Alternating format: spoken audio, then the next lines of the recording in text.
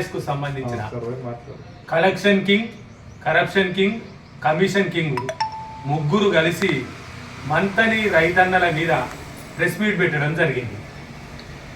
వారికి నేను సూటిగా చెప్పదలుచుకున్నా, వారి కోసం కాదు కానీ ఈ collection king, corruption king, commission king ఎవరైతే వీరు ముగ్గురు పెట్టిరో ప్రెస్ మీటు, వారికి సమాధానంగా ఏంటంటే మంతనిలో రౌడీయిజం, రాక్షసత్వం, మారణ హోమం సృష్టించింది మీరు. ఏ రోజు కూడా మంతని నియోజకవర్గ ప్రజల కోసం పాటుపడలేదు.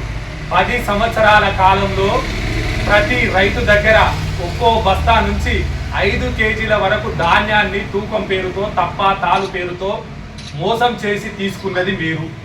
మంతని నియోజకవర్గం నుంచి కాళేశ్వరం నీటిని, మా రైతులు త్యాగంతో ఇచ్చిన భూములలో ఉన్న నీటిని కేసీఆర్ యొక్క మెత్తడి పాదాలు కడగడం కోసం ఇక్కడ నుంచి ఇత్తడి బిందెలో తీసుకుపోయిన దొంగ పుట్టామదు. ఇక్కడ ఒక్క లిఫ్టును కూడా పెట్టకుండా అంత ప్రేమున్నోడైతే 10 సంవత్సరాల కాలంలో కాళేశ్వరం ప్రాజెక్ట్ ఇక్కడ గడితే 10 సంవత్సరాల కాలంలో ఒక్క లిఫ్టును కూడా మంతిని మండలంలోనో, ముత్తారంలోనో, రామగిరిలోనో, కమాన్పూర్లోనో ఒక్క లిఫ్టును కూడా పెట్టకుండా ఇక్కడ నీటిని సిద్దిపేటకు, హైదరాబాద్కు తరలించి అక్కడి నుంచి ఎస్ఆర్ఎస్పీకి వచ్చి ఆ తర్వాత కమాన్పూర్కు, మంత్రికి వస్తాయని చెప్పిన దొంగ ఇవాళ అధికారం కోల్పోవడంతో మంతని నియోజకవర్గంలోని పొలాలు ఎండిపోతున్నాయని కుంటి సాకులు చెప్తుండు. మంతని నియోజకవర్గంలో 10 సంవత్సరాల కాలంలో నువ్వు చేసింది ఏందయ్యా? అధికార పార్టీగా ఉండి, ఎమ్మెల్యేగా ఉండి, జెడ్పీ చైర్మన్ గా ఉండి నువ్వు సాధించింది ఏంటంటే ప్రతి బస్తాకు 5 కేజీల ధాన్యాన్ని తాలు తప్ప పేరు మీద తీసుకొని క్విట్ ప్రోకో ద్వారా నువ్వు లబ్ధి పొందినవు. మంత్రి నియోజకవర్గంలో 10 సంవత్సరాల నుంచి నువ్వేం చేసినావంటే కాళేశ్వరం నీటి కోసం నీ జెడ్పీడీసీ నీ పైపు వల్ల కొట్టే తీసుకుపోయి లోపల వారేసినావు. కాళేశ్వరం నీటి కోసం నేను లొల్లి చేస్తే నన్ను తీసుకొచ్చి లోపల వారేసినావు. కాళేశ్వరం నీటి కోసం ఇక్కడ ఉన్న ప్రాంత రైతులు లొల్లి చేస్తే కేసీఆర్ పాదాలు కడిగినవు తప్ప ఈ ప్రాంతానికి సుక్క నీరు ఇవ్వలేదు. నువ్వు ఇవాళ నీటి కోసం మాట్లాడుతున్నావా? అసలు నీకు మంత్రి నియోజకవర్గ చరిత్ర ఎక్కేనా?